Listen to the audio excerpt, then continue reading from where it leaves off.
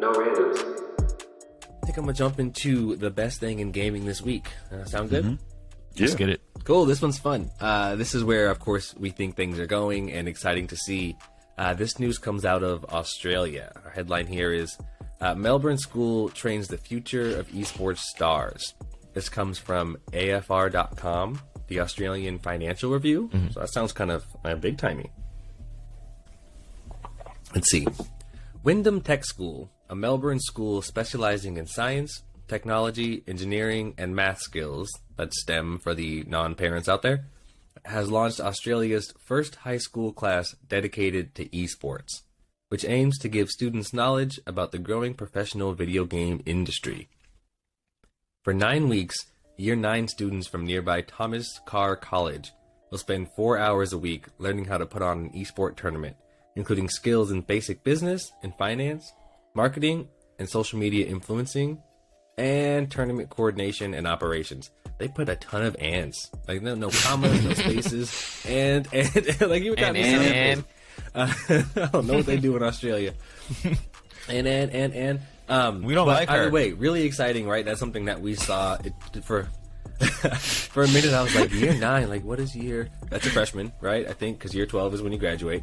Yeah, in the States, I guess.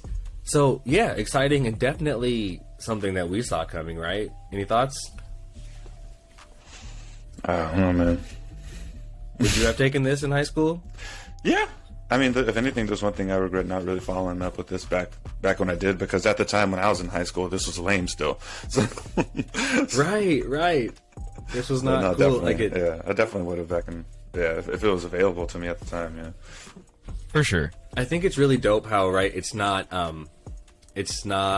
focused on like gaming itself, right? It's not like an aiming course or like how to get really good at MMORPGs. It's like, hey, there's a business of this.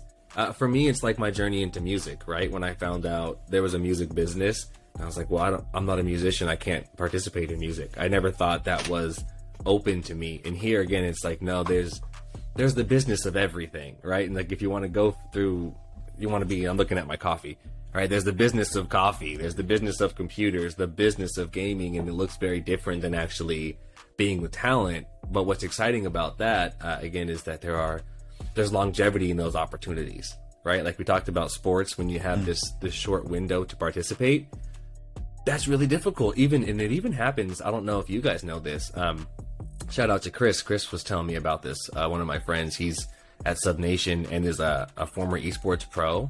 He was sharing with me the same thing with them, where they have that short window to compete. And he was telling me how, Tommy John surgery for like baseball pitchers, they basically throw their elbows off. Oh, okay. Yeah. And so there's a surgery. It's in baseball, you get your UCL repaired as much as you do your ACL in like football, right? So it's similar just for the joint that they use.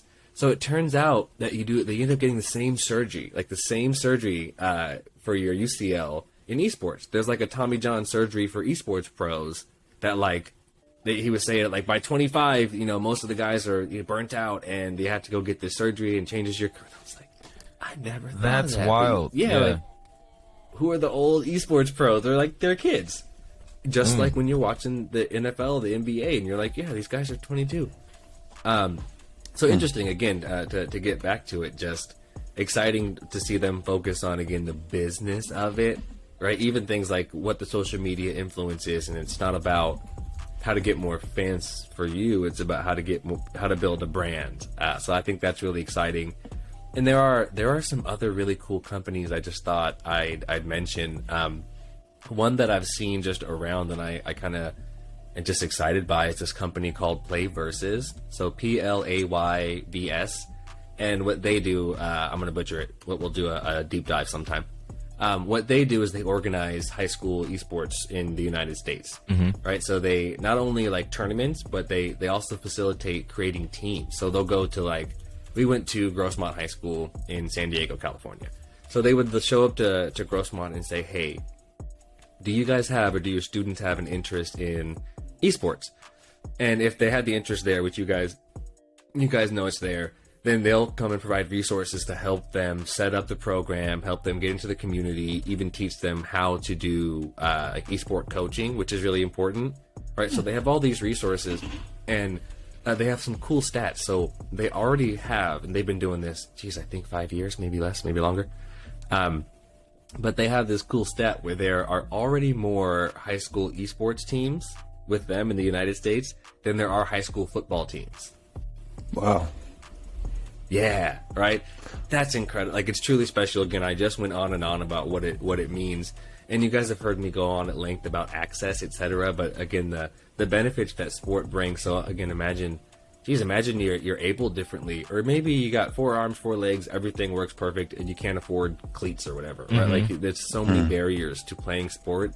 And again, the benefits of sport are not about winning the game, right? It teaches you how to be an adult and how to function. Yeah. So either way, Play Versus is opening the door to so many people. We talk so much about girls in sport, women in sport, and then not having the same opportunities. So they're doing something really special. Keep an eye out for them. That's awesome. And then just a nod to the NCAA, they chose not to govern esports. So there are these college esports programs jumping out, right, which is cool. And they're even using it in recruiting, I think we talked about, right? Like, you go on your football visit, and they're like, hey, we got this, we have a theater where you can play Madden, and we've got 50 PCs where you guys can run PUBG if you want. That's part of the recruiting. But they got, they have the esports teams, and I think it was 2019, 2020, when NCAA was like, this isn't our space, so we're going to not govern it, which is awesome. Because that means, like, all the rules are thrown out. You can make all the money you want. You can, like, literally the colleges, this sounds nuts, but you could, like, wear a different brand. So, like, UCLA's Jordan brand now, but your esports team can wear whatever brand they want because it's not NCAA part of the contract. Really interesting. And that's the whole not governed. Yeah, we'll see where it goes. I gotcha. Yeah, they were like, this is not us, so y'all do whatever you want. Wow, bro. Handle it. Which opens the door for someone like a Play Versus, right? Here's where it gets really fun, though. So think about, like, I'm happy I remember this. Think about, like, any sport that we're playing. You could never have, oh gosh, it's so much fun. Even simple things. So you could never play all of the games, right? Think about in football, you can only play X amount of games. Think travel, trying to get 100 players on a team or 80 players on a team. What if you want to crown the high school national champion? We know it's really subjective because the teams could never play each other, right? You could never have every state's champion play each other. It's just not feasible. So you have to kind of guess. You're like, well, which state is the best at sports? The champion from those states, based on this and that, you're the national champion. But in things like esports, you actually can play each other, right? It makes it so much easier, but it gets even more fun, right? Because then it gets to, like, something you could never do is have the high school state champion or the national high school basketball champion play the national college basketball champion. Would never work. That would never work. It's uneven. It's unfair. It's not safe for the kids, right? And then same thing at the next level. We always joke about, like, Alabama could beat, like, the Dolphins. Yeah. But you could never do that. Again, it's not safe. It's not governed. Who gets paid? Who doesn't get paid? You could never do that. I mean, didn't it just opens happen? Up all types of fun doors with the pros. Yeah. And sorry to cut you off, Kev, but that high school team, Bishop Sycamore, that high school team on ESPN that broadcasted, right? Like, they were deemed like, dude, that was unsafe, even though they got their ass kicked. But people were mad. They're like, these are grown men. To get an like, alumni this could hoodie have from gotten. Let's go. But that's what I'm saying, right? This opens up this space where all of a sudden you could start to have the champions play you could have the champions from China play the champions from, like, it's just so much fun where it opens up competition and there are so many new ways that we can start to move, and especially, again, appreciate NCAA staying out of it. Like, cool, y'all stay over there because there's so many more fun things we can do. I'm sure they'll try to come back to it, but for now, best thing in gaming this week, gaming is coming into our schools. Which, yes, let's Love go. to see it, man. Because back when it was in school for me, it was only 3D animation and web design. Yeah. Right. No randoms.